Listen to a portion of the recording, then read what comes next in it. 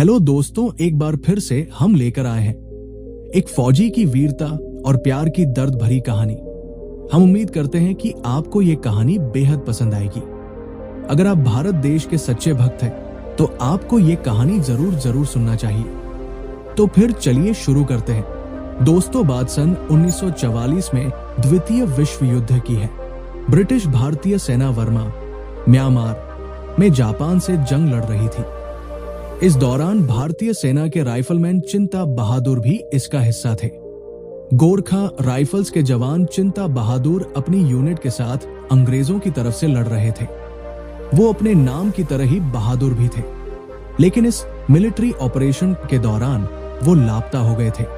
Unit कई दिन तक लगातार उन्हें ढूंढती रही, मगर चिंता बहादुर का कहीं कोई आता नहीं था।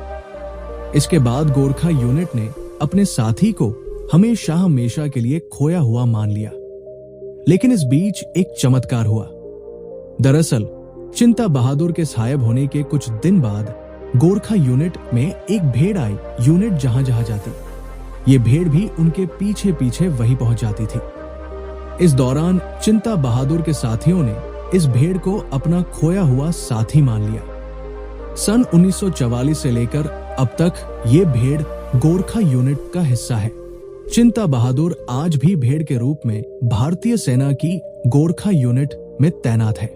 दरअसल भारतीय सेना के राइफलमैन चिंता बहादुर की यूनिट इस भेड़ को चिंता बहादुर का अवतार मानती है। इसलिए 1944 से लेकर अब तक 5/5 गोरखा राइफल्स अपने वीर जवान चिंता बहादुर की याद में उनकी जगह भेड़ की तैनाती करती आ रही है। ये भेड़ यूनिट वर्तमान में हिमाचल प्रदेश के डगशाई इलाके में तैनात है। चिंता बहादुर भेड़ के रूप में अपनी इसी यूनिट के साथ यहाँ तैनात है। सन 1944 में राइफलमैन रैंक पर रहे चिंता बहादुर यानी इस भेड़ का प्रमोशन भी होता है। इस समय वो कैप्टन रैंक हासिल कर चुकी है। यूनिट के अन्य सैनिकों की तरह ही ये भेड़ भी सुबह की फिजिकल ट्रेनिंग पीटी में शामिल होती है और औपचारिक सेरेमनी का हिस्सा भी बनती है। हर यूनिट का अपना एक कलर होता है और सैनिकों की पहचान इसी से होती है। चिंता बहादुर भेड़ की सींगों को भी यूनिट के कलर हरे और काले रंग से रंगा गया है। चिंता बहादुर की यूनिट अपने इस साथी का पूरा ख्याल रखती है। आज यूनिट उन्हें अपना लकी मस्कैट मानती है। भारतीय सेना की इस यूनिट के एक अधिकारी के मुताबिक आमतौर पर भेड़ों की लाइफ 8 से 10 साल की होती है। इसी हिसाब से चिंता बहादुर भेड़ राइफलमैन से अधिकतम हवलदार के रैंक तक प्रमोशन पाता है। एक भेड़ का जीवन पूरा होने पर यूनिट दूसरा नर भेड़ ले आती है और उसे चिंता बहादुर नाम दे दिया जाता है। पिछले 70 सालों से ये सिलसिला यूं ही जारी है।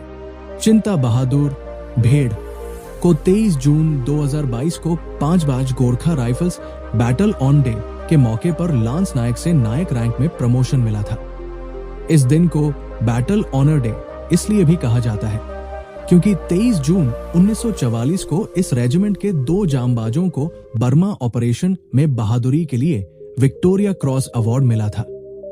भारतीय सेना की गोरखा राइफल्स की स्थापना 1 अक्टूबर 1940 को हुई थी। ये तब 3/6 गोरखा राइफल्स के नाम से जानी जाती थी। इसके बाद 1 जनवरी 1948 को इसका नाम बदलकर 5/5 गोरखा राइफल्स हो गया। आजादी के वक्त गोरखा राइफल्स की 10 रेजिमेंट थी, लेकिन अब केवल 7 रेजिमेंट रह गई है। भारत और ब्रिटेन के बीच बंटवारे में 6 भारत के हिस्से आई और 3 ब्रिटेन के, जबकि 1 रेजिमेंट डिसबैंड कर दी गई।